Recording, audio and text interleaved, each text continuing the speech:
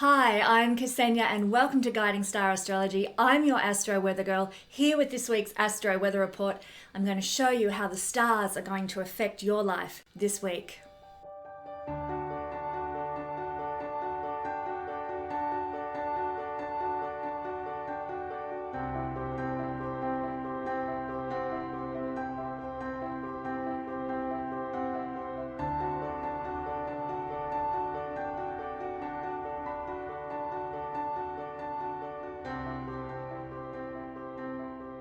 Well, hello everybody in YouTube land. Welcome to this week's Astro Weather Report. I want to empower you through the tool of astrology this week, and we are looking at the general energies in play that are going to affect us on a general level from the 16th to the 23rd of July. So thank you so much for joining me. If you enjoy what I share here each week with the Astro Weather Report, I would love it if you would share this video with like-minded friends so that they can be empowered through the tool of astrology as well. So don't forget to like, to share, and to subscribe this video and help this platform to grow. Thank you. So keep in mind as I do this reading, this is a reading for your personal passing energies. Obviously, I'm not assessing everybody's chart. It's a general read. To understand how these things are applying to you very, very personally, you would need a one-on-one reading with an astrologer such as myself. And I'm also not looking at the big collective energies of what we're living through right now. And believe me, it's full on and hectic for various reasons out there in the world. We are seeing a lot of change, a lot of growth, a lot of upheaval in the collective consciousness right now, but it needs to happen even though it's a bit of a shaky ride. So what I'm speaking about today is more about what's going to affect you, how you will feel, what you might encounter, what to be aware of, what to work with in the week ahead. Before we jump into that, check out this gorgeous, gorgeous necklace. I've become an ambassador for the Ephemeris brand, and I am so excited to share this gorgeous necklace with you. If you would like a necklace like this one that has your astrology chart on it, so you can wear it and carry your energy in jewelry form with you wherever you go, then head to the website. There is a discount code there that you can use. If you go to my Astro shop, click on the beautiful jewelry promotion, there's a discount code there that you can use to get a discount off this beautiful, beautiful necklace and others like it at the Ephemeris website. So please, my fellow astrology lovers, do check this out. It is gorgeous. I'm getting one for my daughter, don't tell her, and one for all her friends for Christmas because it's just such a beautiful product. All her friends, she's a teenager and they're all into astrology, which is fantastic. So I want to share this astrology love with them by getting this product. Check it out. It's great. And get in early for Christmas. So I'm going to look now at this week's energy focuses, or at least some of this week's energy focuses. I'm not going to look at them all because there's a heck of a lot unfolding this week. I'd be here forever if I was to discuss them all with you. But if you want to know what's unfolding as the energies come up each day, then do follow along with my YouTube page. Sorry, you're already following my YouTube page, I hope. My Facebook page and my Instagram page. Follow along there and you'll get the daily updates for what energies are unfolding, what we can expect and how we can utilize them. So check out that. The links are in the Linktree banner on my YouTube page if you want to know, or in the description box. Now, on to this week's energies. Wow, the first one that we've got unfolding on the 18th of July. So we've got a sun up here in Cancer, trining Neptune down here in Pisces. So a beautiful trine forming right there. This is delightful. This is an energy for more compassion, more inspiration, and lots of beautiful energetic gifts from the higher powers, from the divine. And we really could use this now. It happens twice a year that we have this aspect forming. So it's not an uncommon aspect, but we really need this year. We need this flow. We need this divine blessing on our lives, considering everything that's unfolding on the planet right now. So we're going to be feeling more in the flow on the 18th of July, generally speaking. And as such, we might encounter some powerful people, especially men, because the sun rules the masculine energy in the world. We might encounter powerful men who might bless our lives, father figures who might, give us that miracle we've been longing for, bosses, kings, people in charge, people with a sense of, kingdom building and control over their kingdom who are going to say, here, let me help you, let me support you, let me be compassionate, Neptune, towards you to help you live a better life. Bring it. I'm so excited by this energy. So this could even take the form of spiritual teachers who are men, or artists or musicians because of the Neptune influence. People in healing professions. And look, it doesn't have to be like a man per se with man features physically. It could be somebody who is very strongly in their masculine energy. And that could be a woman. So, a woman who is in touch with her masculine side, who is being a spiritual teacher, who is being an artist, who is a musician, who's in healing professions, they can be also of blessing to you on the 18th of July in some way. Your own creativity is going to be on fire on the 18th of July, and there will be sort of those goosebump moments, of great love for your life and great love for whatever it is you're producing creatively. So you might write a poem and you just, you tingle all over with the joy of that poem, or a song, or some other creative Neptune endeavor. And the sun's very creative as well. I mean, what creates life on Earth? It's the sun and the sun's warmth and the sun's energy. So definitely a powerful day for creativity and feeling that divine delight in what you're creating. You may even get divine inspiration coming to you with your creative endeavors as well. And if you receive a message from Spirit on the 18th of July, pay attention, because your soul's inner guidance is going to be totally on point. You can trust yourself, unless you've got a really super smash chart where you have zero intuition, which is probably, if you're watching this, that will not be the case. But there are people we know who just are not in tune with anything spiritual, or they don't care about anything spiritual. Well, they're not going to get the messages from the divine on this day. But those of us who are sort of divinely in our feminine, divinely in our masculine, connected to higher realms, we are going to totally get inspiration on this day. So listen to what your gut is telling you and your instinct is telling you, because it won't lead you astray when Neptune and the sun are in this kind of connection. Also on the 18th of July, we've got a shift of energy happening, because we're having Venus up here move into the sign of Cancer. Boom. Now, Venus is not usually strong in the sign of Cancer, I have to say. I have Venus in Cancer natally, and it's not a happy place for Venus to be, which has always kind of intrigued me, because I would have thought a sign ruled by the moon, the other feminine energy, would be welcoming to a planet like Venus. But for some reason, in the teachings, especially Friendship of the Planets, Venus is not in good dignity in Cancer. But that's not going to stop the planet of love doing some nice things while it's in the sign of caring and compassion and, sensitivity, which is Cancer energy.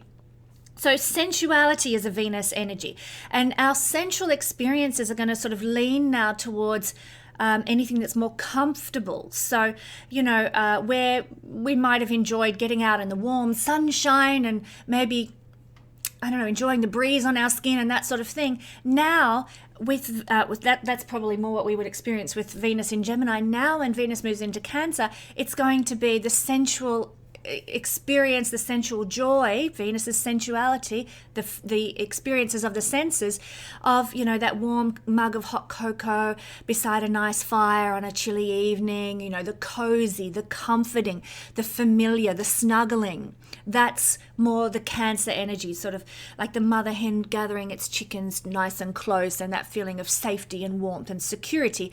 That is where our sensuality is going to feel most beautifully expressed now.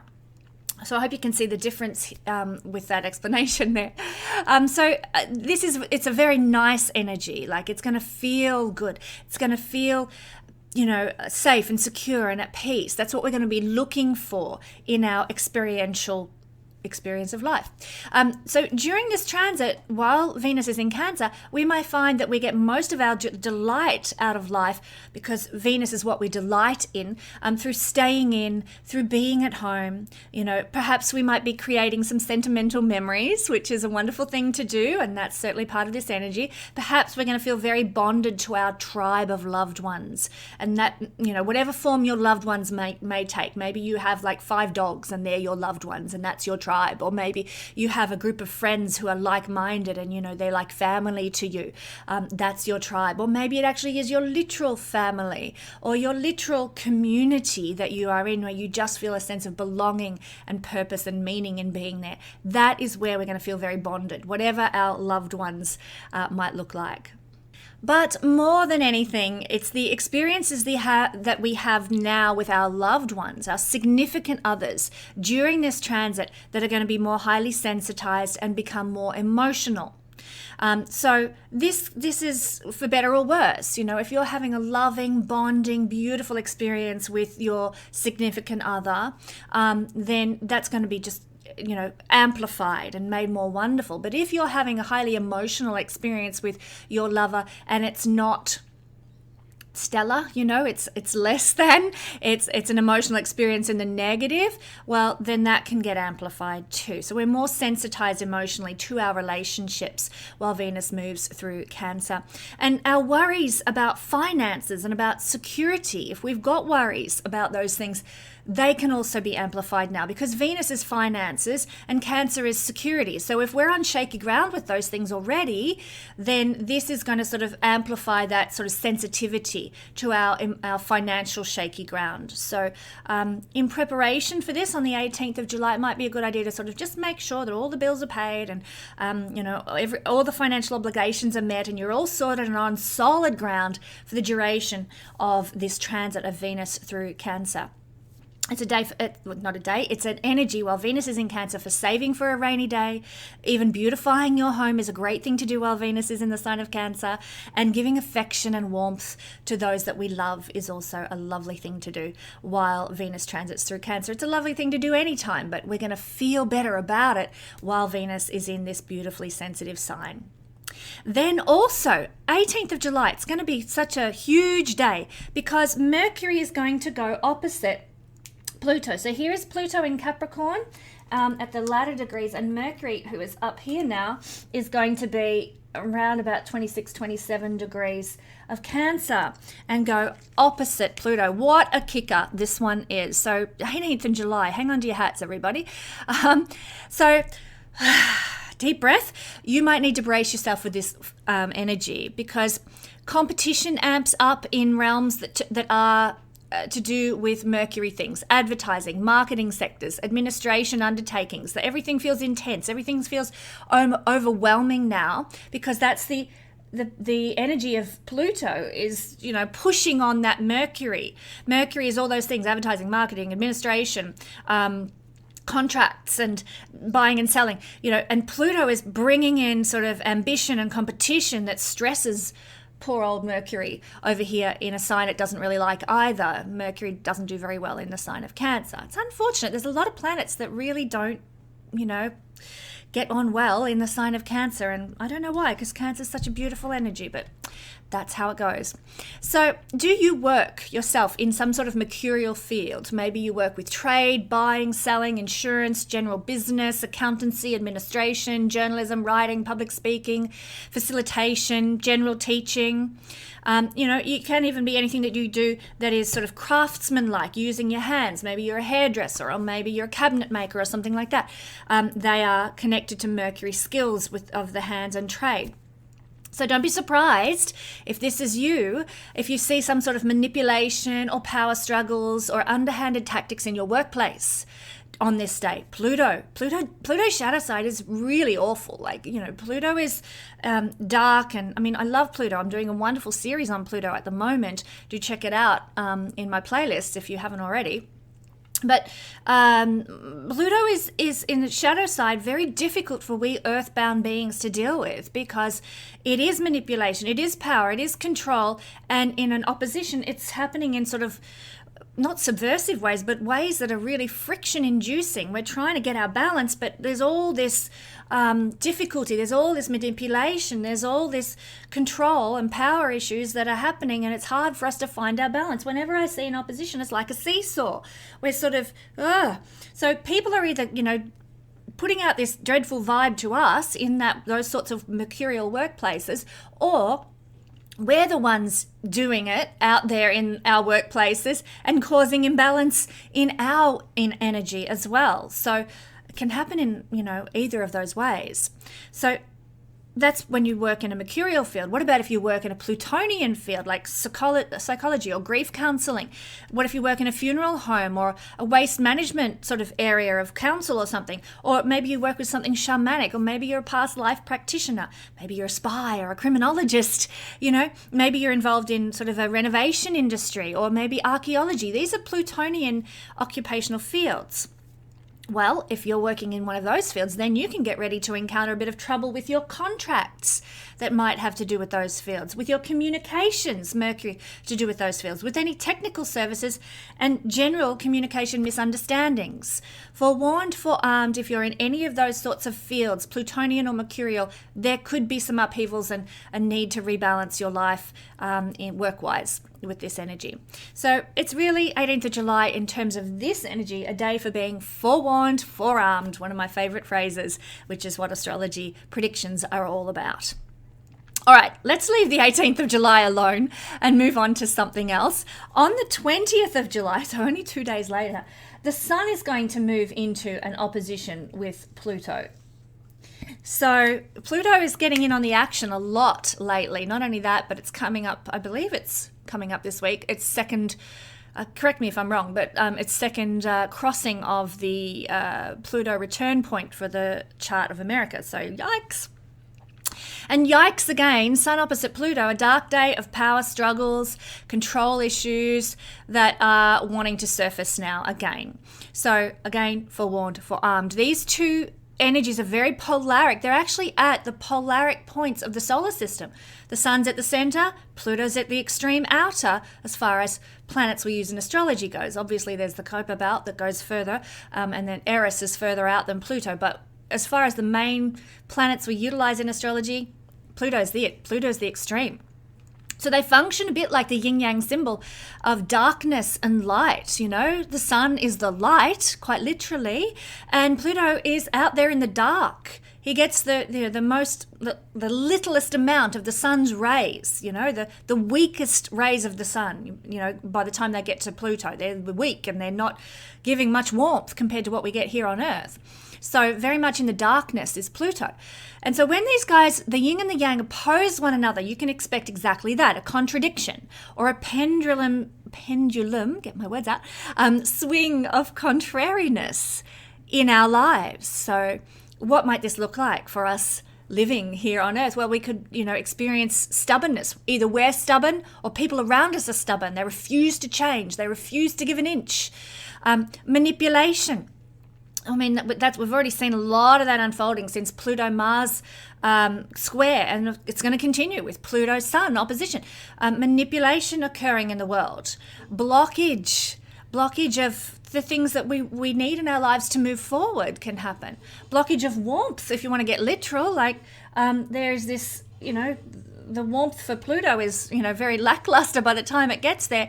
And so there's this energy of lack of warmth. Pluto is sort of controlling the amount of, in an astrological sense, controlling the amount of sun warmth that is being put out into the world. Warmth and friendliness, let's say, between people, between relationship circumstances, between business partners. There's a lack of warmth under this energy. They're just a couple of expressions, worst case scenarios. It can display as very powerful people. Pluto is powerful people, and so is the Sun, who instigate violence on others. Pluto is violence. Pluto is abuse in its most shadow side, most dark side. So powerful people displaying violence and abuse, control and manipulation. And, we've seen a lot of uprisings and a lot of changes happening politically in the world. Like I often say, I'm not a mundane astrologer, and I don't enter into the geopolitical assessment of things through astrology. I will one day, but at this point in time, it's personal astrology. That's my focus. But this energy could see, and I just mentioned briefly mundane astrology, this energy could see a lot of control and manipulation and violence coming from the powerful being put on the masses, but it's going to cause friction and it's going to cause imbalance, and people just won't put up with it. So what can we do? We need to walk in mindfulness on the 20th of July. We need to sort of have a lot of present moment awareness on the 20th of July to avoid being pulled into the energetic quicksand of being the manipulator, being the controller, being the one who instigates violence and abuse. And if we're not the one doing it, we need to be very present and mindful about other people doing it to us, and having the guts and the strength of character to say, well, I don't have to take that, and I don't have to tolerate that, and I'm making the necessary changes in my life to leave that behind, to change my circumstances. That can be really, really scary. But for a lot of people, Sun opposite Pluto is going to be another sort of calling card or another resounding bell, that says, wake up, get out of your situation, it is not healthy, and put the boundaries in place that you need to. So unfortunately, these things occur, and we get sort of an opposition to Pluto every year, which is the universe just reminding us, come back to your power, don't let people manipulate you, don't let people coerce you, don't let people dominate you. And how does it do that? By putting those sorts of people in our path so that we wake up to it and we can see what's going on. If nobody's manipulating and dominating us, why do we need to take our power back? We don't. So we're going to experience these things on the 20th of July so that we wake up and learn to take our power back again. Hope that makes sense. So mindfulness, present moment awareness, and a big, hefty dose of courage, I think, for most of us on this day. Then finally, the 22nd of July. I'm looking forward to this one because I'm a Leo sun baby, and I'm looking forward to the sun moving into the sign of Leo there. Yay! The sun's placement always gives a hint of what it needs to motivate us. And so when the sun moves into its own delightful home territory, and happy birthday to all Leo sun people for this month. When the sun moves into its delightful home territory, we get motivated by Leo things. We're motivated by joy. We're motivated by a big love in our heart, a passion, and we're motivated by our own creative expression for the sheer pleasure of creating. It sounds like good times to me. So expect to feel more radiant, expect more confidence and more energy than we might usually have in our lives for the next 30 days from the 22nd of July onwards. It's also a placement for leadership, Sun in Leo people. So if you get the opportunity to put yourself forward, do so with the warmth and the generosity that Leo is renowned for, and you will attract more success into your life if you do that, thanks to the generous energy of Leo's highest vibration. Now, Leo obviously has a shadow side as well, but let's just focus on the good stuff. Who wants to go into Leo's shadow side of pride and ego and all that sort of thing? Let's just focus on the sun giving us its most gracious energy in its own home territory, where it is powerful, where it is giving benefit and benevolence, like the king that the sun is. Wonderful. Happy birthday, Leo. So I'm going to focus on the good stuff this week. I think we've had a lot of hairy energy over the last couple of weeks that I've spoken about on my videos, and I really want to focus on something more upbeat. So we're going to look at the sun in Leo for all signs and what that's going to mean. Gemini rising, sun or moon peeps? People. I've got to stop saying peeps, my kids tell me off. But this is the third house lord in the third. And this is where we can be motivated for the next 30 days. And the third house has to do with running small businesses or side hustles, communicating, getting on social media, doing some advertising, doing some marketing. So you could be motivated by the sheer joy of what you do to get involved with those things, to do more social media, have more social media presence, to, Sun is joy, and sun is our motivation. So here you go. Here's your opportunity to sort of take some strides forward for your small business or your social media account or your blog page or whatever it happens to be. Use that joy, use that motivation to propel you forward. Now, this house is also the house of what we think about. And so you might be thinking about more sun-based things. How can I take on a leadership role? How can I have more confidence? How can I shine my light in the world? How can I develop my career? These are sun things. And while the sun moves through Leo, you might be thinking along those lines and about such topics. This is also the house of our siblings or our neighbors or our relatives in general. So they might be finding opportunities to have more confidence, to shine their light in the world. They might be having a lot of things revealed to them because the sun is to illuminate. So they might be having a lot of things revealed to them that they didn't know before. There's a light shone into their life. They might be having some aha moments. So relatives, neighbors, siblings could all be going through some big changes or new experiences rather because of this sun. They could be having a lot more pleasure and a lot more fun and joy in their life as well this month too. What's interesting is that this is also the house of the tests and exams. So if you are somebody who is having some tests or exams in the next month, the sun is, tremendous blessing for you. You'll be able to see clearly what the answers are. You'll be able to, what's the word I'm looking for here? The sun will illuminate the answers. Absolutely, that's right. You will also have creative impulses that you can tune into to help you pass well your tests and your exams. So, I'm not saying, I don't have to study because Kesenya said I'm going to pass my exams. No, you still have to study. You still have to do the work.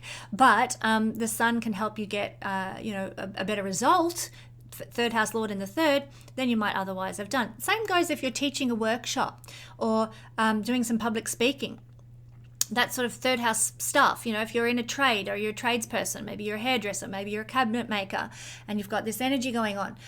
This could be a great time for you to really shine in your work, to shine with what you do with your hands or for a living, as well if you're a craftsperson of some sort. You could do better in your business affairs, with buying and selling and trade. Or if you're teaching and, giving webinars or seminars and that sort of thing, you might get a bigger turn up than you have in other years, or there might be a better response from your participants or something like that. People will understand you better because you will be able to communicate clearly. The sun is clarity. The sun is consistent. The sun is shining a light out there. So it's a great time for doing those sorts of bits and pieces, Gemini friends. In fact, I've got a girlfriend, she's Gemini rising. She is running retreat workshops during this time, so I know she's going to do fabulous because of this energy. It's a house of self-made wealth as well, and running your own business. So the sun here can help that to succeed and flourish and grow during this time, but it can also reveal to you where things aren't working. Sun shines a light in the darkness, where things aren't working and where things need to be modified and changed. So the sun will show it to you. It's up to you to use your own free will to make changes and do what needs to be done. I pray for you every day, and I pray for my Patreon family every day because I love you, my followers, and I thank you for being there for me. I'll catch you next week with the Astro Weather Report.